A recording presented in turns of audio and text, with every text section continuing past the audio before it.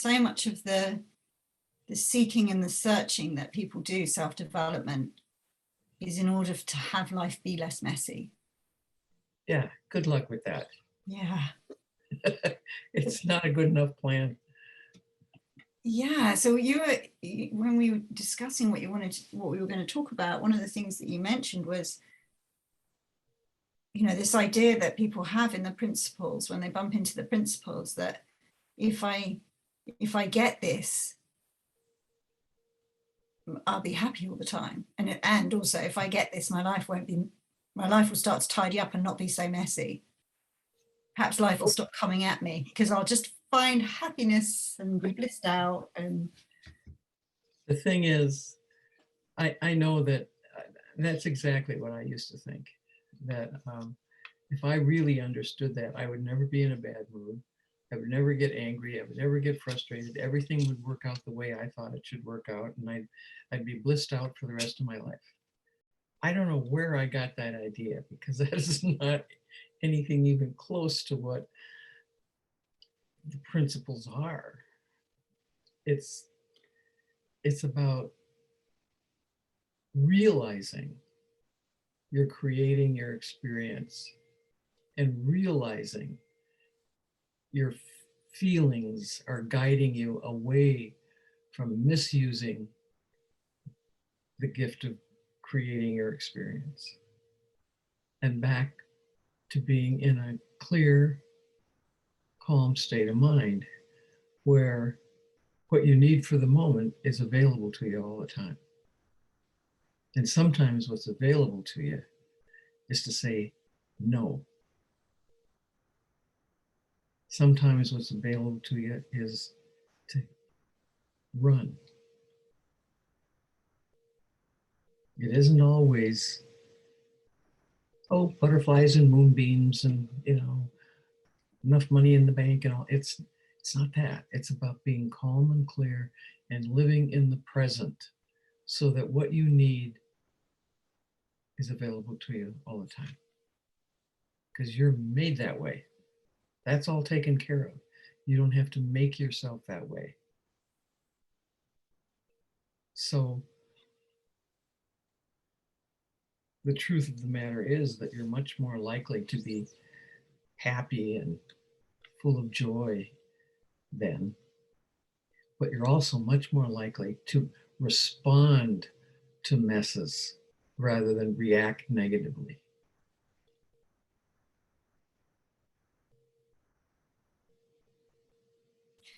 yeah.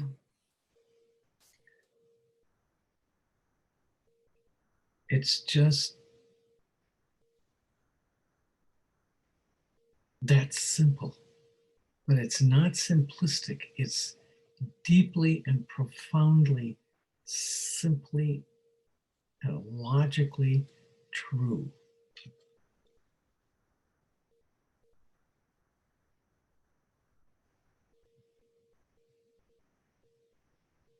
Again, I'd never considered, I never thought about it that way before, but it's like I'd always thought in that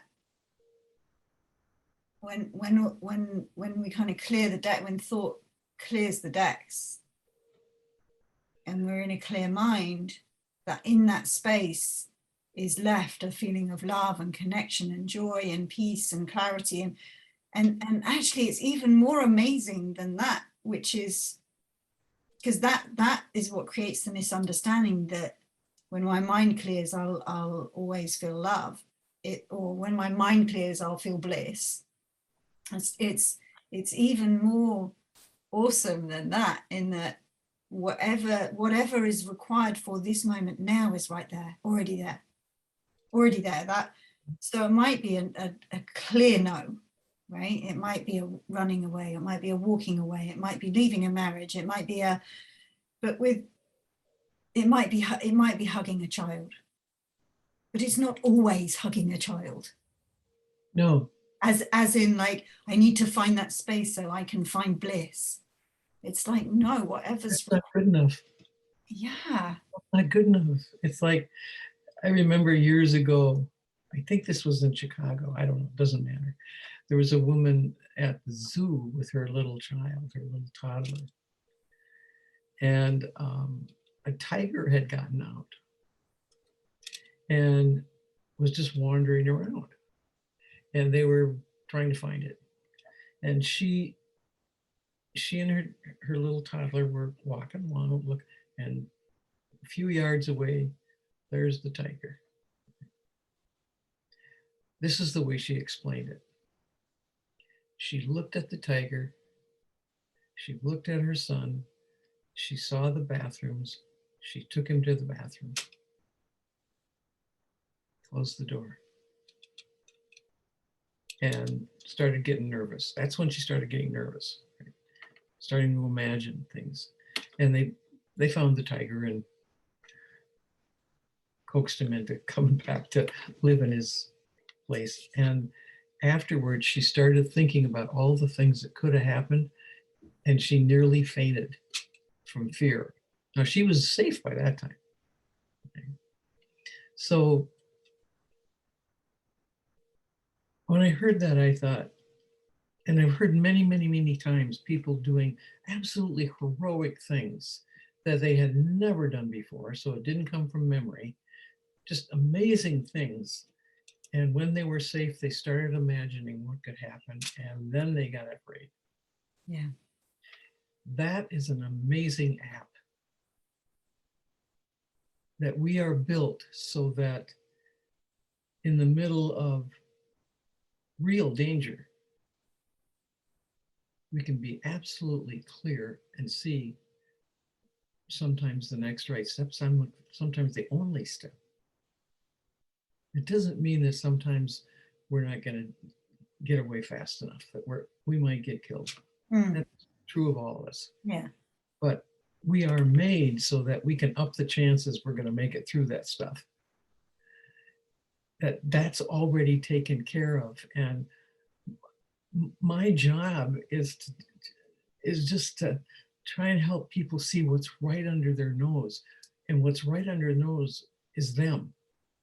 And they have possibilities built into them and apps built into them that would put any iPhone to shame. And we just don't know that. And yet there's proof all over the place that that's true. That we have the ability to have a thought we've never had before, to do something we've never done before, at exactly the right time and exactly the right place. Without going to a class to learn it. That we're made that way, and there's nobody that isn't made that way. But in our defense, we just didn't know that. Nobody told us. And it's not like they knew and they just kept it from us. They didn't know it either. So innocence all over the place. Mm-hmm. And we can forgive ourselves for not knowing it till now. Because now is the right moment. It's all the thinking you want to do about that is irrelevant. It's just the truth right now. And I don't have some kind of a hold on that somebody else doesn't have.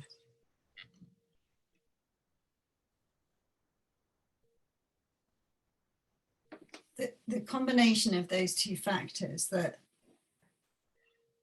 what was the Winston Churchill quote? That life is just one damn thing after another. Yeah, so life is one damn thing after another. It's like, I always think of life as this conveyor belt with all these like next, like that kind of image.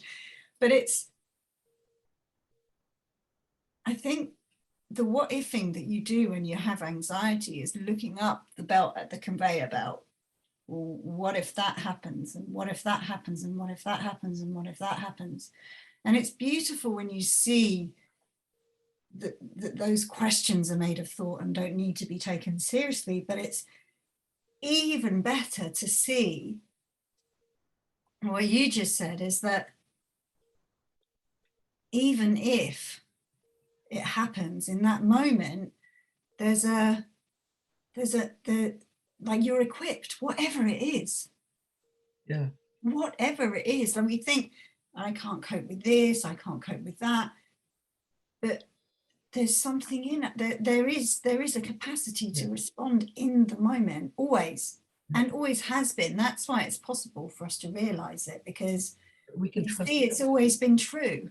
Yeah, we can trust that we are naturally buoyant. We are naturally able to respond, which is what the word means, responsible. That's different than reacting from habit. Yeah. We are naturally capable of that. And we all have evidence of that, even if we don't know that we do. We've all had stories of when we did something that, I had no idea how you did that. We dismiss it as some sort of odd thing that can't be repeated, instead of an example of an app that we have built into us. I don't know if I shared this with you when I was working with you, but my first major insight that I ever had, and when I bumped into the principles, was I had an experience I had a lot of like chronic and acute anxiety for like 20 years. But one of the ways it played out was that I would think about migraines all the time. What if I get one now? What if I get one tomorrow? What if I get one the next day? And they were so horrible if I got one. I was terrified of them. And although I only had one once a year, I lived as if I was having them 24/7, right? I lived in fear, panic. Amazing. Yeah, it restricted where I could go. It ran my whole life, right? I had to have so much equipment with me, and I had to have rescue numbers on my phone, and I couldn't go more than 20 minutes from my house, all sorts of things because of this what if a migraine. And I had the first big insight that I had just totally shocked me. And it was like, if I had a migraine, I could take care of it then. And honestly, all that thinking fell away. And then, so it still really moves me now. And then I was sitting with a friend and she said, no, Nick, when it happens, you'll be taken care of.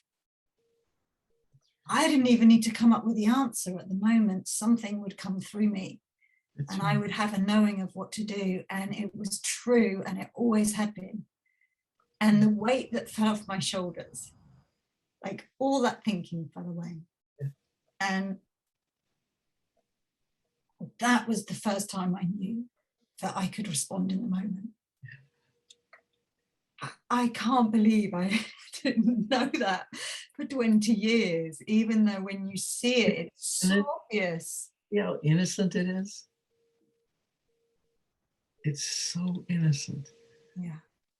But in the instant you see it as a thought, yeah, the jig is up. Well, the instant you see that there's something deeper and other than thought, I did not know that there was anything other than thought. Which is why it was the only tool in my toolkit to run and manage and cope and deal with my whole life. See, when we first started this conversation, we talked about unconditional love. That's what creation is. That's why you're taken care of. That's it. That's it. Yeah. Love isn't a big enough word.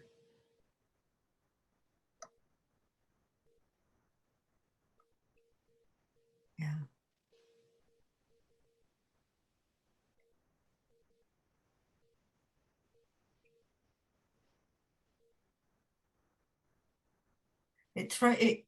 That seeing that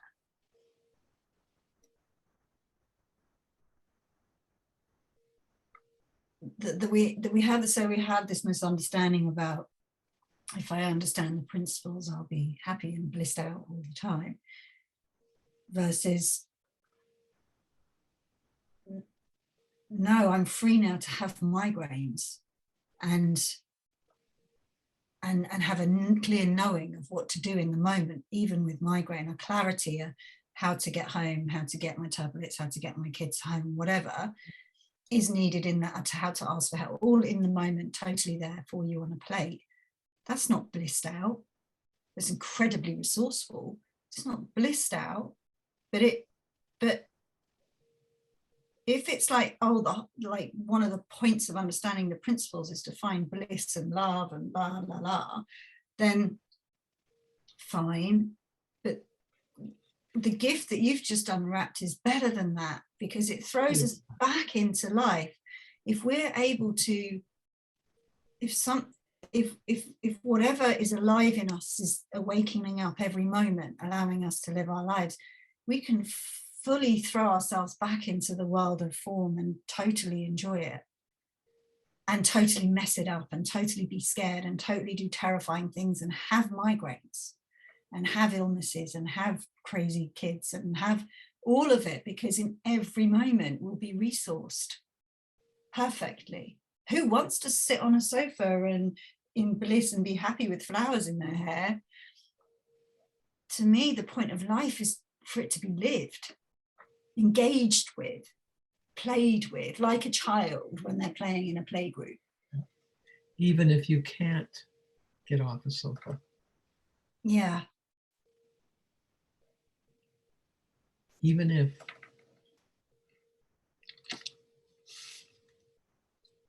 Yeah.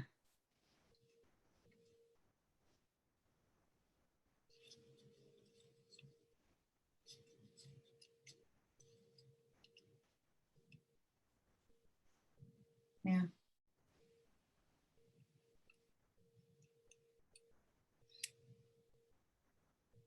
I'm really happy for you that you saw the secret. That it isn't meant to be a secret. It's a way bigger deal than bliss. I'd trade bliss for that. Me too.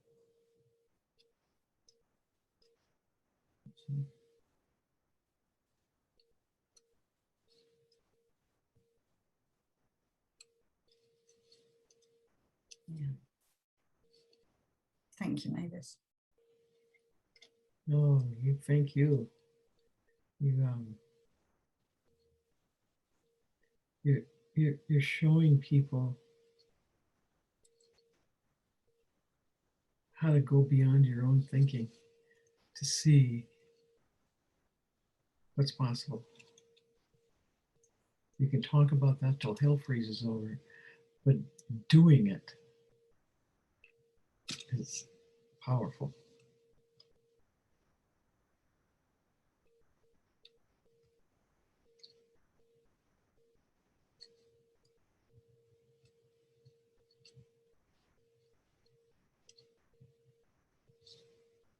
Yeah.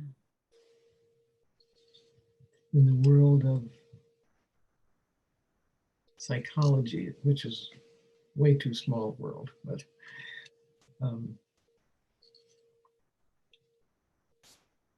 there really is only one diagnosis for anybody. They either know how well they're made or they don't. But there's nothing wrong with any of them.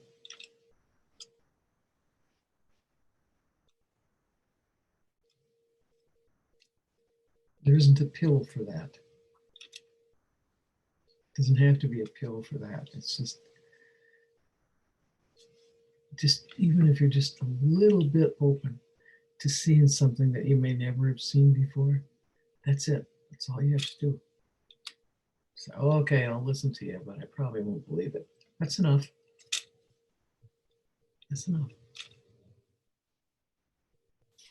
And there has to be a willingness to go to open just a little bit. And without that willingness, as we all know, those of us who've tried to share with people who are not willing to hear anything beyond their already existing thinking. But they must be a little bit interested or they wouldn't have tuned in. Yeah, no, I'm thinking about relatives and friends and kids. Yeah. And That's okay. Because they yeah, could change their mind at any minute. they what, sorry? They could change their mind at any minute, but Yeah. it's not up to you to change their mind. No. I think I'm that's sure, I think it was you that was so helpful when I was talking about how, I think I was trying to teach my kids the principles or something. You think I'd know better by now, but you're like, yeah, good luck with that. yeah. But it was like, I think it was you that said to me, has she asked you? Has she asked you to talk to her about this? And I was like, well, no, but obviously it's obviously she would want to know how well she's made. And I was kind of frustrated because she just wasn't nothing was going in. And you're like, well, you can't make somebody listen. Like you can't, like you change their mind. But at the moment someone is in remotely open to hearing something beyond their current thinking. Yeah, when I first heard Sid and other people talk about this, I was just so thrilled. I just knew everybody would want to know about this, and it was my job to tell them. I have no idea why I didn't get shot.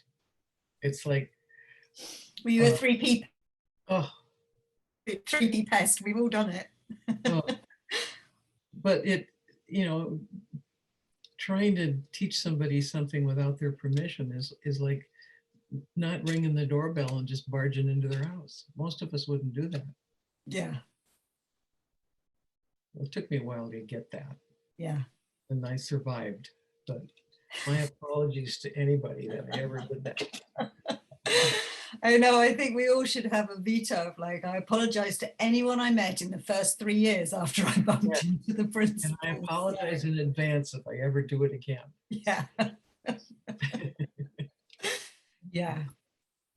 Yeah. But isn't it like, I just think it's amazing that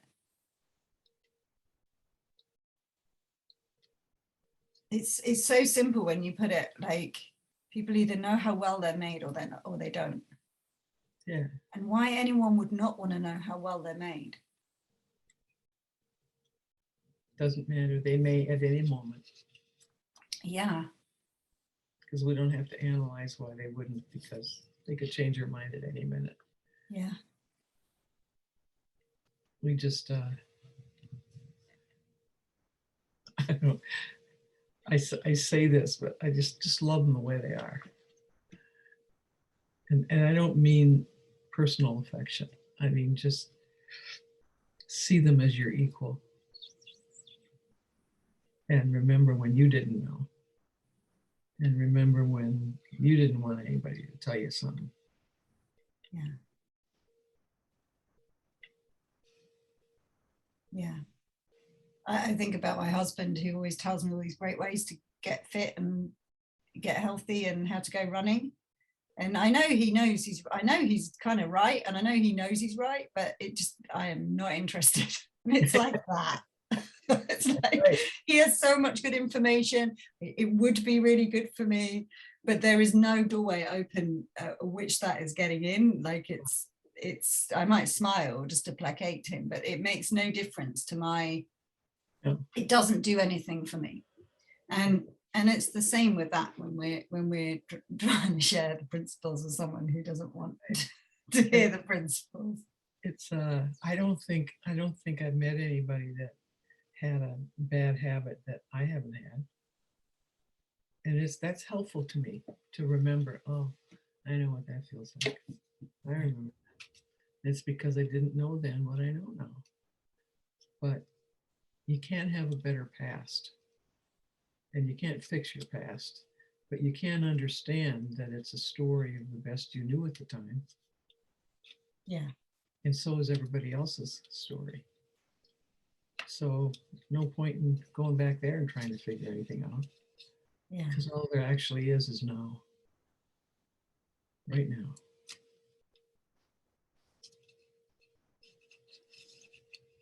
Yeah.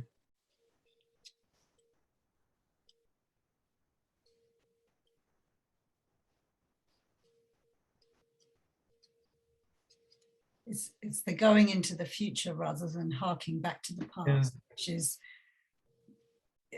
the tendency that I know many people have. The future has never shown up either. I don't know why I never noticed that before. But every time I hear you say that, Mavis, you say, well, like the future's never act tomorrow. If you never noticed, tomorrow's never actually shown up. It just makes my head fizz when you say when you say that. It can't. Well, it's just true. Yeah, I know it resonates with truth, and my tiny mind goes Been there. Done that. Yeah. It's funny, like I know that speaks truth, and yet my mind still goes off and creates ideas of tomorrow and next year and next week and what I'm going to do. Your mind isn't doing anything. It's just a old passing thought that comes through, and you can give it attention or not. But those old thoughts are going to show up forever. It doesn't matter. So they can hurt you without your attention. Yeah. So in your I love exploring what people's lives look like to them. But in your life, Mavis, so you have thoughts of the past, you have thoughts of the future, you're just not particularly interested. Yeah. So your life is much. I go, oh, that's what that was. Right. But I'm not.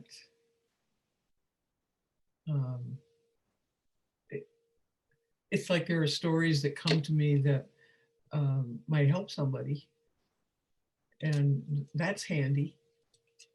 You know, it's like things that have happened to me that I see differently now than I saw then. I think that's useful to use memory that way. Yeah. But to relive stuff that didn't feel all that great in the first place, no thanks. But I can retell it. Yeah, I totally see it that way. Like I'm really blessed with a terrible memory, so I can't remember anything that happened yesterday. I'm really not interested. But to imagine a world where I'm not constantly future thinking is I can't, but I kind of can, and I think it sounds really appealing to not keep doing that. But it's like if I said to you, can you imagine a color you've never seen? You can't. No. But if I say, could you imagine there might be a color you've never seen? You can do that. Yeah. That's enough.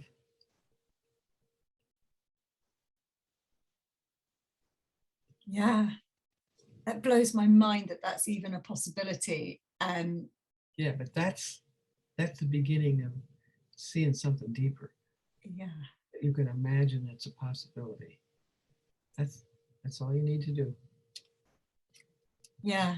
Back to the world of the scientist and the kid, right? In awe of the wow. That's right. I wonder if. Yeah. And how does this work? And look at that. Yeah.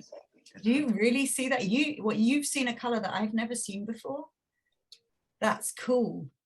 That's what I'm saying to you, Mavis. Yeah, you've seen colors I haven't seen before. Tell me about that. That's cool. You see, so you live a life where you're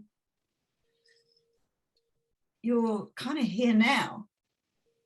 You don't want to think that I don't have negative thoughts coming into my head regularly.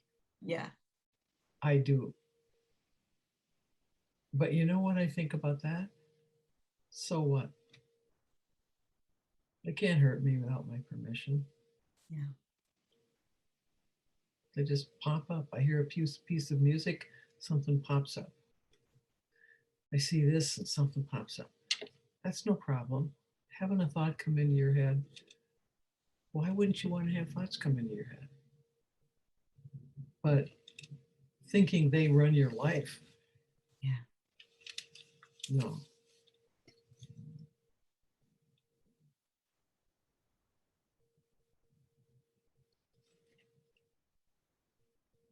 I I I talked to a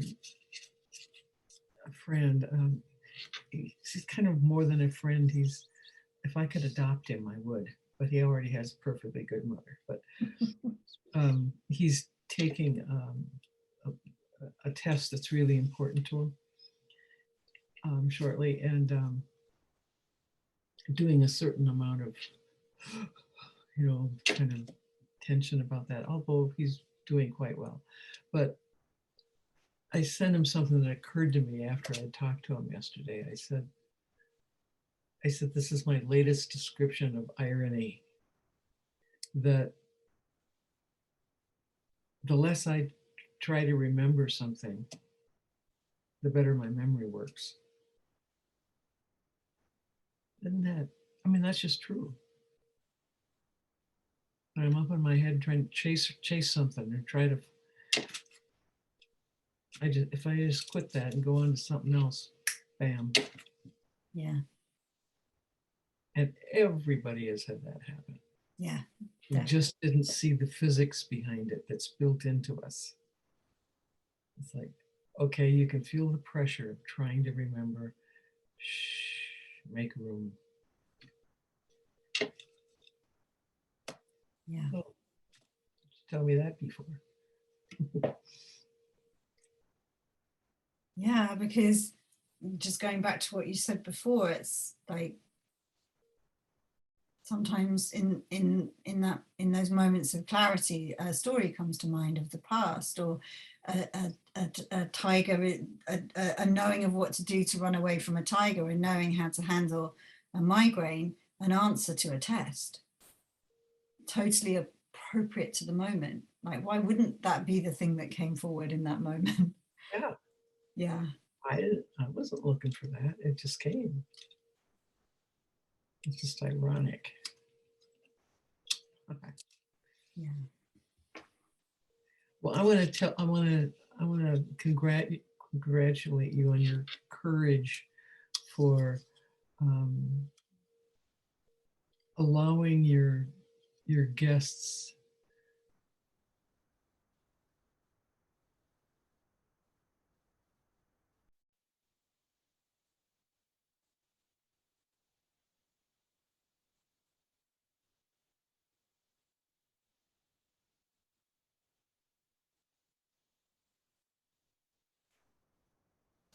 You just froze then, maybe, so I missed everything you said.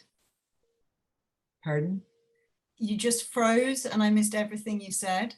So you started off by saying, I want to thank you for. Okay. Having the courage to allow your guests, your students, your people that watch you have an insight and change right in front of them. That's a big deal. And if I had a medal, I'd give it to you. Thank you. You're welcome. Well, I haven't decided I'm going to share it yet. Share it. You couldn't do anything better than that for your people. You couldn't. Yeah. I am in this program that this is going to be part of, one of the first pieces, or the first part of the program that they get access to, is something called Raw and Uncut. And it's me being coached by Dickin, me being coached by Aaron, and me being coached by Michael Neal. And especially the one with Michael Neal right at the beginning of my journey. It is an absolute car crash. And yet I share it with people because I want them to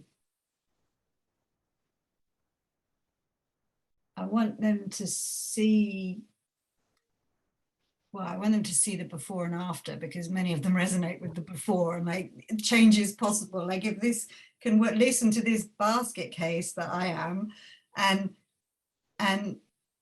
from that place, change is possible. Yeah.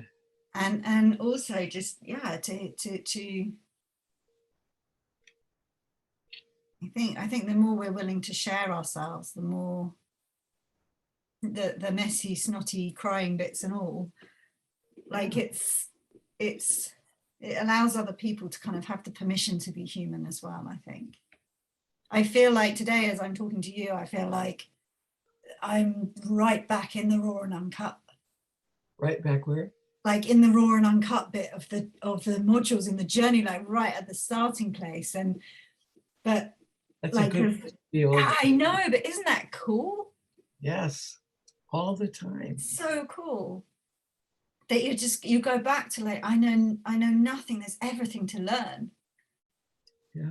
That's really exciting to me as someone who gets bored easily. It's so exciting that it's like the page gets ripped away. There you go, start again, blank white. Oh my goodness, I can't believe you're telling me this stuff. How did I not know this before? Over and over again. And you get to do that the rest of your life. Yeah. Isn't that cool? I know. Yeah. So grateful for bumping into this understanding and conversation and people, and honestly, it's like I just feel so blessed. Me too. Yeah. It's a good place to land. Yeah, I think so. Thank you, Mavis. You are most welcome. Really good place to end. And I feel like we've been all around the houses as we've been talking, like, well, certainly I have. You've been stillness and unconditional love. And I've been a demo of what it means to go all over here. Oh, well. So thank you. I really enjoyed speaking. You're most welcome. Yeah. Take good care. Take care.